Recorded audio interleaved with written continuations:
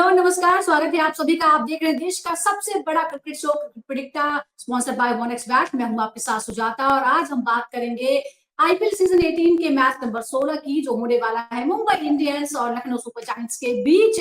दोनों ही टीमों की जो हालत है वो बहुत ज्यादा अच्छी नहीं है। 3-3 मुकाबले खेले हैं, उसमें 2 में हार का सामना करना पड़ा है। आज क्या होगा, क्योंकि दोनों ही टीमों की कोशिश होगी एक दूसरे से ऊपर निकलने की।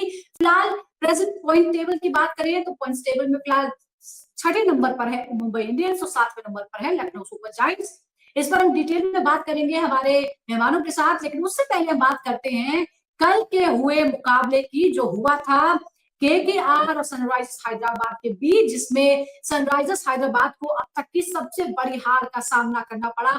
80 रनों से हारी है टीम। और आपको बता दें कि शुरुआत जब हुई तो पहले ईडन गार्डन्स पर खेले गए मुकाबले में केकेआर ने 200 रन बनाए और उसके बाद जब सनराइजर्स हैदराबाद की टीम मैदान पर उतरी, और क्योंकि बल्लेबाजी क्रम बहुत लंबा है तो ऐसी उम्मीद थी शायद ये चेस करना बहुत मुश्किल नहीं होगा, लेकिन हुआ इसका बिल्कुल उल्टा और पूरी टीम सिर्फ 16.4 ओवर में 120 रन पर सिमट गई और 80 रनों से हार का सामना टीम को करना पड़ा है। और आपको बता दें कि जो हालत है, केकेआर 4 में से 2 मैच जीती है, जबकि सनराइजर्स हैदराबाद ने खेले गए 4 मैचों में 3 में उसे हार का सामना करना पड़ा है।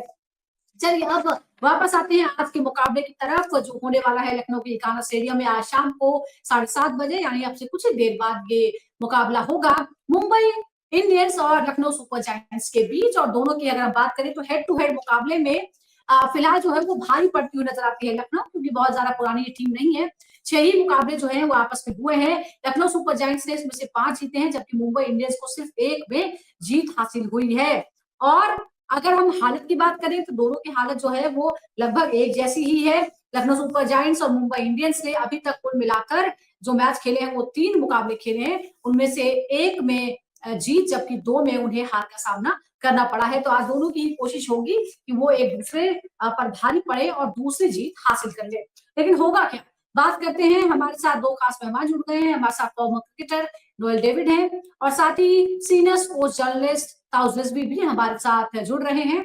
हम दोनों से ही डिटेल में बात करने वाले हैं कि कौन सी टीम आज किस पर भारी पड़ सकती है, कौन सी टीम ज्यादा बैलेंस नजर आ रही है ऑन पेपर, और जो अभी तक का रिकॉर्ड रहा है दोनों ही टीमों का वो कैसा रहा है। अब बात यहाँ करते हैं, सवाल ये है, हम जुड़ गए हमारे साथ नोएल और ताउस आ गए हैं। चलिए नोएल, अब टीम के बारे में अगर हम देखें, हेड टू हेड मुकाबलों में फिलहाल 6 में से 5 जो है वो लखनऊ ने जीते हैं, मुंबई इंडियंस से 1 ही जीता है। और फिलहाल जो सिचुएशन है दोनों के लिए लगभग एक जैसी है। 3-3 मैच खेले हैं, सिर्फ 1 जीत पाए हैं। लेकिन मुंबई ने आखिरी मैच जीता अपने घर पे और लखनऊ ने आखिरी मैच हारा अपने ही घर पे। आज आपको क्या लगता है कौन यहाँ पर आगे निकल सकता है? देखिए, आज का मुकाबले में एलएसजी के लिए काफी इंपॉर्टेंट गेम है, क्योंकि होम ग्राउंड है। एंड अगर आईपीएल में आगे बढ़ना है तो उनकी पॉइंट्स टेबल की खाता खोलना पड़ेगा एलएसजी के लिए। देखिए, ऋषभ पंत की बारे में अगर मैं कह सकता हूँ इनिशियली, क्यों मैं इसलिए कह रहा हूँ क्योंकि काफी इंपॉर्टेंट रोल खेलते हैं एज ए कैप्टन। वो सोचना चाहिए कि आगे अगर उनकी टीम को आगे आईपीएल में अलाइव रखना है, जिंदा रखना है, तो यहाँ से जीतना जरूरी है। उनकी कैप्टनसी काफी अच्छा करना चाहिए। But other hand Mumbai Indians एक कॉन्फिडेंस लेके आएगी ये मैच में, क्योंकि लास्ट गेम होम ग्राउंड में जीते हैं। दे बीटन केकेआर जो लास्ट ईयर विनर्स थे। आई थिंक मुंबई इंडियंस के लिए काफी भी इम्पोर्टेंट है पॉइंट्स टेबल की दूसरी गेम जीतने के लिए।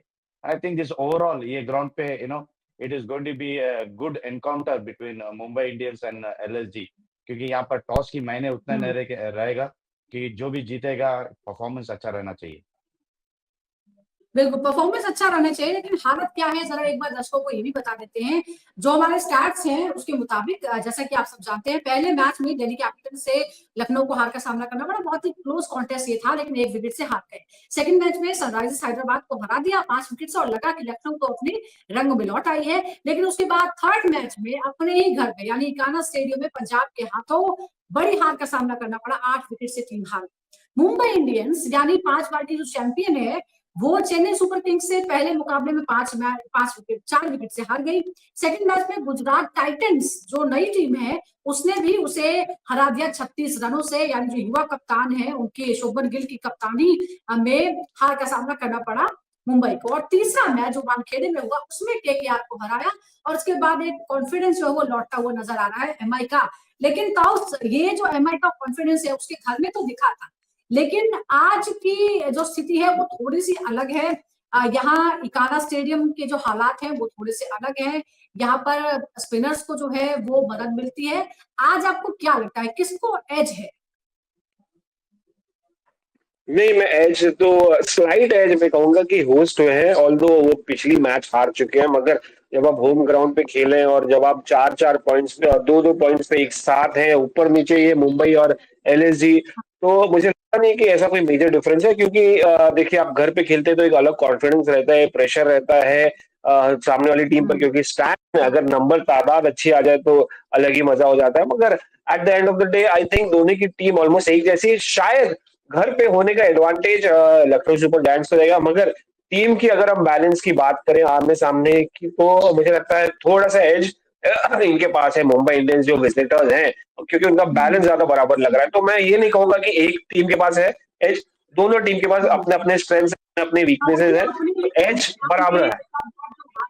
मैं हुआ जिस तरह से उनके कैप्टन की हालत है और जिस तरह से जो फ्रेंचाइजी के मालिक हैं वो जिस तरह से नजर आते हैं ग्राउंड पर, उससे मुझे लगता है कि शायद थोड़ी सी जो मोरल है वो थोड़ा सा डाउन लग सकता है लखनऊ की टीम का। चलिए आप प्लेयर्स के हिसाब से बात करते हैं, खासतौर पर जो टॉप ऑर्डर है लखनऊ सुपर जायंट्स का, क्योंकि ये बिल्कुल ऑन रिकॉर्ड है कि जो सारे बल्लेबाजों का एक अच्छा क्रम है एक, और सभी लोग जो है थोड़े से टच में भी नजर आ रहे हैं।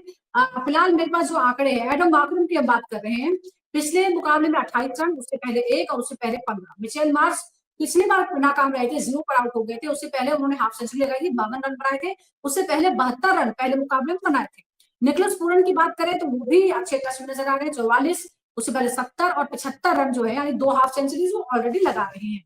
यानी जो टॉप ऑर्डर है उसमें यहाँ पे नोएल थोड़े से कमजोर जो है वो नजर आ रहे हैं मार्करम, हालांकि उनका पुराना रिकॉर्ड अच्छा है। आज आपको क्या लगता है इकाना स्टेडियम की सिचुएशन को देखते हुए क्या वो इसका कुछ फायदा उठा पाएंगे, वापसी हो पाएगी, उनकी उम्मीद है? देखिए, एडरियन मार्करम एक क्लासिक प्लेयर है, काफी शानदार प्लेयर भी है, लास्ट ईयर काफी परफॉर्म किए है सनराइजर्स के लिए। ये नई फ्रेंचाइजी है, यस, जैसा मैं ऑलवेज कहता हूँ कि ना ये शुरुआत है, और I think he will come good as as progress होता है। एडरियन मार्करम की कैपेबिलिटी काफी शानदार है, ही कैन अंडरस्टैंड कि क्या चाहिए franchisee. I think no doubt in his batting skills काफी ये है, but as the IPL goes I think वो फॉर्म पे आएंगे।